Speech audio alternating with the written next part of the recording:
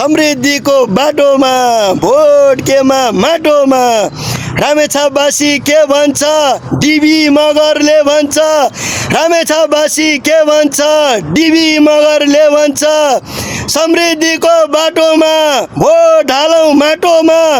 आदरणीय रामेछापवासी बुवाआमा दाजुभाइ तथा दिदीबहिनीहरू, अब चुनाव आइसक्यो साथीहरू, भोलि नै बन्द हुन्छ। भोलि अब केही घन्टा मात्रै बाँकी छ।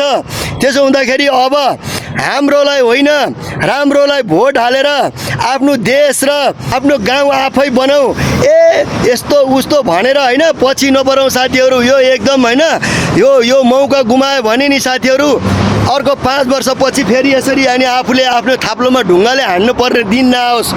यो हाम्रो गइसक्यो साथीहरू। हामीले हाम्रोलाई पनि हेरेको, दाइलाई पनि हेरेको, मामालाई पनि हेरेको, काकालाई पनि हेरेको, सबैले हेरेको।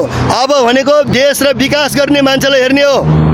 यो त्यो छैन साथीहरू होइन। कन्जुस नगरिकन यताउता केही नगरिकन हर्क साम्पाङज्यूले भन्नुहुन्छ नि, आफ्नो छोराछोरीको भविष्यलाई हेरेर माटो छापमा ड्याङ ड्याङ भोट हाल्ने साथीहरू। ल सबैजना रामेछापवासी बुवाआमा दाजुभाइ दिदीबहिनीहरूलाई मेरो विनम्र यही छ अनुरोध।